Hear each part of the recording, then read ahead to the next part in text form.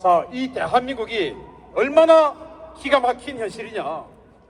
제가 대한민국에 있는 외국인에 대해서, 그러니까 한국에 살고 있는 외국인, 한국 영주권자들에 대한 혜택을 조사해 봤더니 깜짝 놀랍니다. 한국에 있는 외국인들, 그 중에 절반이 중국인입니다. 그리고 다른 외국인들 중에서 중국인이 우리 사회 참여가 제일 높습니다. 자, 외국인, 즉 중국인들에 대한 혜택을 말씀드리겠습니다.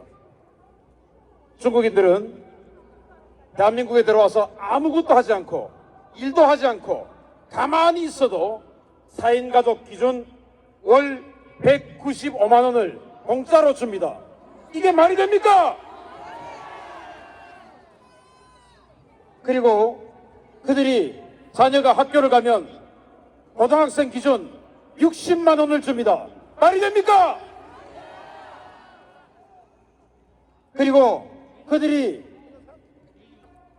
은행 대출을 내면 우리 대한민국 국민보다 0.9%까지 이자를 깎아줍니다. 0.9% 이자를 깎아주면 경제적으로 얼마나 유리합니까? 이런 일을 하고 있습니다. 그리고 그들이 집을 얻고자 하면 LH공사에서 특별공급, 이른바 특공이라고 하는 혜택을 줘서 따로 집을 줍니다.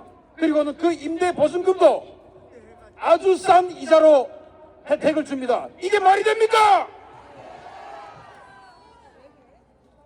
그리고 정말 우리를 화나게 하는 것, 여기 있는 이 수십만, 100만이 넘는 이 인파들 중에 자식 그리고 손자 대학을 보내기 위해서 얼마나 걱정하고 노력했습니까?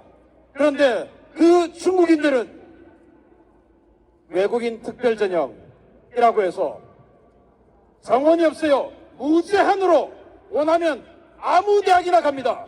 서울대, 연세대, 고려대, 카이스트, 성균관대, 서강대, 한양대, 이 대한민국 최고위 대학 어느 과든지 찍으면 갑니다. 이게 말이 됩니까? 우리 대한민국에 사는 이 소중한 우리 국민들은 중국인들에 비해서 정말 역차별받고 있고 경쟁에서 뒤처질 수밖에 없는 겁니다. 똑같이 경쟁에서 살아남는 이 자유 자본주의 세계에서 우리는 중국인들에 비해서 경쟁에 뒤처질 수밖에 없는 이 희한한 나라에 살고 있습니다. 이거 바꿔야 되지 않습니까? 자, 그런데 더 기가 막힌 일이 발생했습니다. 선거를 합니다. 여러분들, 지방자치단체 선거에 그 중국인들, 영주권자들의 투표권 주는 거 아시죠? 우리 한국 국민들이 미국에 이민 갔을 때 시민권 받지 않으면 투표권 줍니까 안 줍니까? 주지 않습니다. 그런데 우리나라는 그 중국인들에게 투표권을 줍니다. 이게 말이 됩니까? 그걸 누가 만들었습니까? 국회에 있는 저 친중 정치인들이 만든 거 아니겠습니까? 그런 친중 정치인들 이제 우리 이 기회에 싹 물리쳐 줘야 되지 않습니까? 그런데 더 기가 막힌 일이 발생했습니다.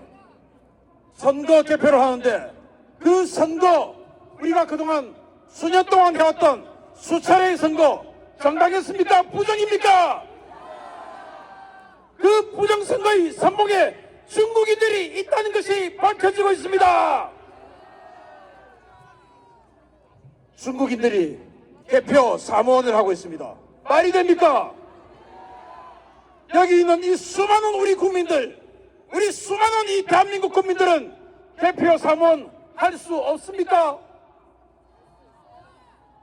개표 사무원 일당 18만 5천 원입니다. 우리도 18만 5천 원 받고 선거관리위원회에서 정정당당하게 공지만 하면 전부 개표 사무원 할 수 있지 않습니까?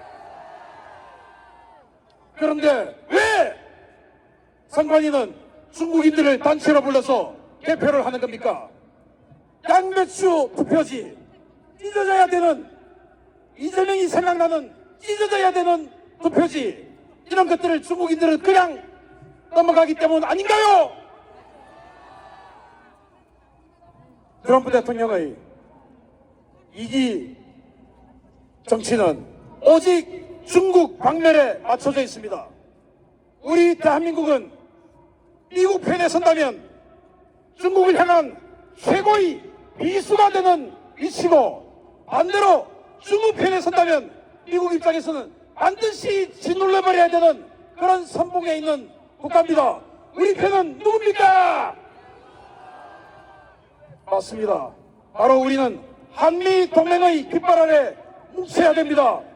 자, 여러분, 이 대한민국 정치인 중에 우리 동맹 주한미군을 점령군이라고 칭하고 우리 동맹 미군을 물려나게 하려는 정치인이 누굽니까?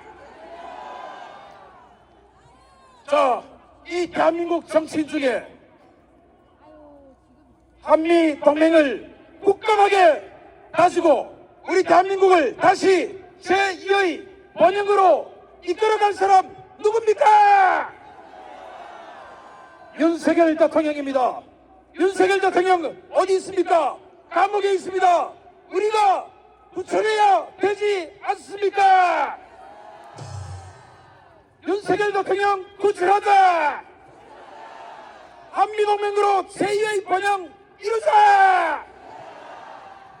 진중 정치인 속가내자! 감사합니다.